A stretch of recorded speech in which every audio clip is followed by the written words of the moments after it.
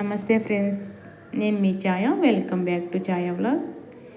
ఈరోజు ఈ వీడియోలో మంచి టేస్టీ అండ్ యూస్ఫుల్ రెసిపీని మీతో షేర్ చేసుకోవాలనుకుంటున్నాను. పిండి వంటల్లో ఒకటైన అందరూ మెచ్చే ఇష్టపడే అరిసెలను ఈజీ కొలతలతో ఎలా చేయాలో డీటెయిల్డ్గా డౌట్స్ లేకుండా ఈ వీడియోలో క్లియర్గా చూపించబోతున్నాను. ఇలా చేస్తే ఫస్ట్ టైం చేసిన అరిసెలను పర్ఫెక్ట్గా చేయగలరు. మరి లేట్ చేయకుండా మృదువైన అరిసెలను తేలికగా ఎలా చేయాలో టిప్స్తో సహా తెలుసుకుందాం రండి. ముందుగా అరిసెల కోసం బియ్యం నానబెట్టడానికి బియ్యం కొలిచి తీసుకుందాం. మీరు ఇంట్లో ఉండే ఏదైనా కప్పుతో కూడా బియ్యం కొలిచి తీసుకోవచ్చు. ఇదే కప్పుతో బెల్లం కూడా కొలిచి తీసుకుందామండి. ఈజీగా ఈ అరిసెలను ఇలా కప్పుతో కొలిచి కూడా ప్రిపేర్ చేసుకోవచ్చు. నేనైతే ఈ కప్పుతో కొలిచి తీసుకుంటున్నాను. ఇలా తీసుకున్న కప్పుతో సమానంగా ఒక 4 కప్పుల వరకు తీసుకుంటున్నాను. అంటే కప్పుకి నిండుగా కొలిచి ఒక 4 కప్పుల వరకు తీసుకుంటున్నాను. అదే గ్రాముల వైజ్ చెప్పాలంటే ఇలా తీసుకున్న 4 కప్పుల బియ్యం వచ్చేసి 1/2 kg వరకు ఉంటాయండి. నేను ఇక్కడ రేషన్ బియ్యం యూజ్ చేస్తున్నాను. ఇంట్లో రేషన్ బియ్యం ఉంటే రేషన్ బియ్యం అయినా వాడచ్చు, లేదంటే నార్మల్ బియ్యం తీసుకొని చేసిన అరిసెలు బాగా వస్తాయి. అలాగే మనం తడిపిండి కోసం ఎప్పుడు మనం ప్రిపేర్ చేస్తున్నా సరే కొంచెం పిండి ఎక్కువ ప్రిపేర్ చేసుకోవాలండి. అందుకే ఇక్కడ నేను 100 గ్రామ్స్ అంటే అరకప్పు వరకు బియ్యం అనేది ఎక్స్ట్రాగా తీసుకుంటున్నాను. మీరు కూడా ఇలా అరకప్పు వరకు ఎక్స్ట్రాగా తీసుకొని ప్రిపేర్ చేసుకోండి. ఇలా తీసుకోవడం వలన మనకు తడిపిండి అవసరమైతే ఇలా తీసుకున్న ఈ బియ్యం అనేది మనకు ఆ టైంలో పనికొస్తాయి. కాబట్టి మీరు కూడా ఇలా ఒక అరకప్పు వరకు బియ్యాన్ని ఎక్స్ట్రాగా తీసుకోండి.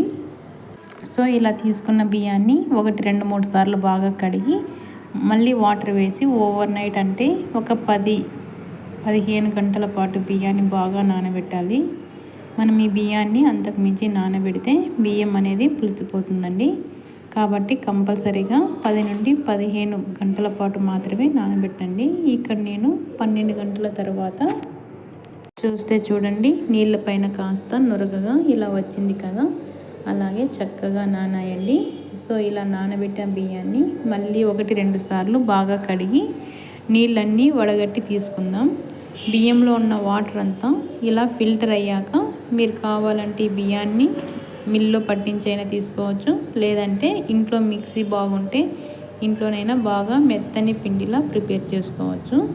సో నేను ఇక్కడైతే ఇంట్లోనే మిక్సీ పడుతున్నాను. ఇలా నీళ్ళన్నీ ఒడిచిపోయాక కొన్నిగా మిక్సీ జార్లోకి తీసుకొని మెత్తగా గ్రైండ్ చేయాలి. ఇలా గ్రైండ్ చేసిన పిండిని ఇలాగే కాకుండా తప్పకుండా జల్లించి తీసుకోవాలి. అప్పుడే మనకు పిండి అనేది మెత్తగా వస్తుంది. అరిసెలు అనేవి పాడవకుండా మెత్తగా ప్రిపేర్ చేసుకోవచ్చు. ఇలా జల్లించాక పైన రవ్వలాగా వస్తుంది కదా, దాన్ని మళ్ళీ గ్రైండ్ చేస్తూ ఇలా మళ్ళీ జల్లించి తీసుకోండి. ఇలా బియ్యం మొత్తాన్ని కూడా మెత్తగా గ్రైండ్ చేసి ఇలా జల్లెడ పట్టి తీసుకోండి. ఇప్పుడు బెల్లం విషయానికి వస్తే మనం అరిసెల కోసం మెత్తటి బెల్లాన్ని తీసుకోవాలి. మనం షాప్లో అరిసెల కోసం బెల్లం అడిగినా ఇస్తారు, లేదా మెత్తటి బెల్లం ఇవ్వమన్నా కానీ ఇలా చూసిస్తారండి. సో ఇలా తీసుకున్న మెత్తటి బెల్లాన్ని సన్నగా పొడిగా చేసుకోండి. ఇలా చేసుకున్న బెల్లాన్ని మనం ఏ కప్పుతో అయితే బియ్యం కొలిచి తీసుకున్నామో అదే కప్పుతో ఈ బెల్లాన్ని కూడా కొలిచి తీసుకుందాం. మనం తీసుకున్న 4 కప్పుల బియ్యానికి 3 కప్పుల వరకు పొడి చేసిన బెల్లాన్ని తీసుకోండి. అంటే 1 కప్పు బియ్యానికి 3/4 కప్పు బెల్లం అన్నమాట. సో ఇలా 3 కప్పుల వరకు బెల్లాన్ని తీసుకున్నాక ఇందులోనే 1 గ్లాస్తో 3/4 గ్లాస్ వాటర్ని కూడా యాడ్ చేయండి. ఇప్పుడు ఈ గిన్నెను స్టవ్ మీద పెట్టి పాకాన్ని ప్రిపేర్ చేసుకుందాం. మీరు ఒకవేళ బెల్లాన్ని ఫిల్టర్ చేసి తీసుకోవాలి అనుకుంటే బెల్లంలో మరో కప్పు వాటర్ని ఎక్కువగా తీసుకొని బెల్లం అంతా ఇలా బాగా కరిగిపోయాక ఒకసారి ఫిల్టర్ చేసి తీసుకుంటే సరిపోతుంది. చూడండి, ఇక్కడైతే బెల్లం పూర్తిగా కరిగిపోయింది. 1-2 నిమిషాలు ఇలా ఉడికించామంటే పాకం రావడానికి దగ్గరకు వచ్చినట్టే. ఇలా బెల్లం అంతా కరిగిపోయి పాకం అనేది ఉడకడం స్టార్ట్ అయ్యి ఇలా కొంచెం నురుగగా వచ్చిందంటే మనకు పాకం రావడానికి దగ్గర పడ్డట్టు. ఈ విధంగా 1-2 నిమిషాలు ఉడికించామంటే మనకి పాకం అనేది వస్తుంది. 1-2 నిమిషాల తర్వాత ఇంతకీ మనకి పాకం వచ్చిందో లేదో ఇలా ఒక గిన్నెలోకి కొంచెం నీళ్ళను తీసుకొని ఇందులో పాకం వేసి చూస్తే చూడండి, పాకం అనేది ఇంకా రాలేదు. ఇలా సాఫ్ట్గా ఉందండి. పాకం అనేది సరిగ్గా రానట్టే. అలాగే మనం పాకం పట్టే ప్రతిసారి కూడా ఒక 1/2 టీ స్పూన్ వరకైనా తీసుకోవాలండి. మరి మనం కొంచెమే అలా నీళ్ళలోకి వేసి చూస్తే మనకు పాకం వచ్చిందో లేదో అంత క్లియర్గా అర్థం కాదు. ఇలా కాసేపు ఉడికించాక మళ్ళీ నీళ్ళ గిన్నెలోకి కొంచెం పాకం వేసి చూస్తే చూడండి, పాకం అనేది ఇలా ముద్ద చేస్తే ఇలా సాఫ్ట్ ముద్దలాగా ఇలా రావాలి.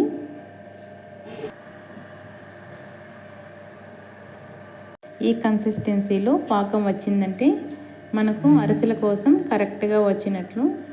ఇంతకంటే ఎక్కువగా వస్తే అరిసెలు గట్టిగా వస్తాయి. ఇంతకంటే తక్కువగా వచ్చిన అరిసెలు అనేవి సరిగ్గా రావు. కాబట్టి తప్పకుండా మధ్య మధ్యలో పాకాన్ని చెక్ చేస్తూ ఇలా వచ్చేలా ప్రిపేర్ చేయండి.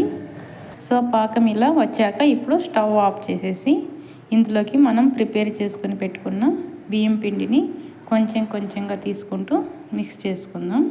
మీరు ఫస్ట్ టైం ప్రిపేర్ చేస్తుంటే ఇలా కలిపేటప్పుడు ఎవరిదైనా హెల్ప్ తీసుకోండి. ఇలా కలపడం కొంచెం ఈజీ అవుతుంది. అంటే పాకం అనేది చల్లారక ముందే బియ్యం పిండి మొత్తం కూడా కొంచెం వేస్తూ బాగా కలపాలి. ఇక్కడ మనం తీసుకున్న ఒక 1/2 కేజీ బియ్యం పిండి ఇంకా 3/4 కప్పు ఎక్స్ట్రా పిండిని కూడా కంప్లీట్గా యాడ్ చేసేసానండి. కరెక్ట్గా సరిపోయింది. అంటే మనం తీసుకున్న ఒక్కో బెల్లాన్ని బట్టి కొంచెం బియ్యం పిండి అనేది ఎక్కువగా లేదా తక్కువగా పడుతుంది. సో ఇలా అంతా కలిపాక చల్లారిపోకుండా మూత పెట్టేయండి. ఇప్పుడు డీప్ ఫ్రైకి సరిపడ్డ ఆయిల్ని తీసుకొని వేడి చేయండి. మీరు కావాలంటే ఈ అరిసెలను నెయ్యిలో ఫ్రై చేసైనా తీసుకోవచ్చండి. ఇక్కడ నేనైతే ఆయిల్ని వాడుతున్నాను. ఆయిల్ మీడియంగా వేడయ్యాక ఇంతకీ మనం పట్టిన పాకం అనేది కరెక్ట్గా వచ్చిందో లేదో తెలియడానికి కొంచెం అరిసె పిండిని తీసుకుని ఇలా చిన్నగా వేస్తే పాకం వచ్చిందో లేదో క్లియర్గా అర్థమైపోతుంది.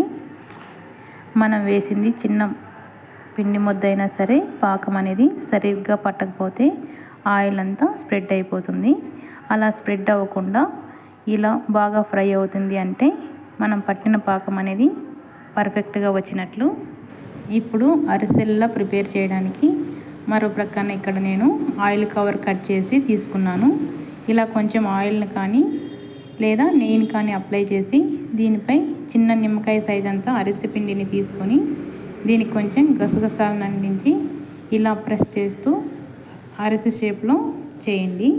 అనేది మరీ లావుగా కాకుండా మరీ సన్నగా కాకుండా ఈ వీడియో క్లిప్లో చూపిస్తున్నట్టుగా ఇంత థిక్నెస్గా చేయండి. ఇలా చేసిన అరిసెను వేడి అవుతున్న ఆయిల్లో వేసి మంటను మీడియం టు హై ఫ్లేమ్లో మధ్యలో పెట్టి ఫ్రై చేయండి. మనం అరిసెలను హై ఫ్లేమ్లో ఫ్రై చేస్తే తొందరగా మాడిపోతాయి. అదే లో ఫ్లేమ్లో ఫ్రై చేస్తే అరిసెలకు ఆయిల్ బాగా పట్టి క్రిస్పీగా వస్తాయి. అలా అవ్వకుండా ఉండాలంటే ఇలా మంటను మీడియం టు హై ఫ్లేమ్ అంటే ఆయిల్ అనేది టూ హాట్ అవ్వకుండా చూస్తూ ఈ అరిసెలు బాగా ఫ్రై చేయండి. మరో ప్రక్కకి టర్న్ చేస్తే చూడండి ఎంత బాగా పొంగుతుందో. ఇలాగే రెండు పక్కలా కూడా బాగా ఫ్రై చేసి ఇలా ఫ్రై చేసిన అరిసెను ఏదైనా ఇలా చిల్లుల గరిటెను తీసుకొని మరో గరిటెతో ఇలా ప్రెస్ చేస్తే అరిసెలో ఉన్న ఎక్స్ట్రా ఆయిల్ అంతా కూడా ఫిల్టర్ అయిపోతుంది. ఇలాగే మరో అరిసెను కూడా చేసి ఫ్రై చేసి తీసుకుందాం. చేసిన అరిసె పైన గసాలను కానీ నువ్వులను కానీ పెట్టి ఫ్రై చేయవచ్చు. సో ఇలాగే అరిసెలను చేస్తూ మరో ప్రక్కన ఫ్రై చేసి తీసుకోవడమే. ఈ వీడియోలో చెప్పిన క్వాంటిటీ అలాగే టిప్స్తో ఈ అరిసెలు చేయండి. చాలా అంటే చాలా బాగా కుదురుతాయి. సో ఫ్రెండ్స్, టుడే చెప్పుకున్న ఈ అరిసెలు నచ్చితే ఈ వీడియోను లైక్ చేయండి. అలాగే మీ ఫ్రెండ్స్ అండ్ రిలేటివ్స్కి కూడా షేర్ చేయండి. మీకు ఎలా కుదిరిందో నాతో కూడా షేర్ చేసుకోవడం మాత్రం మర్చిపోవద్దు. Thank you for watching.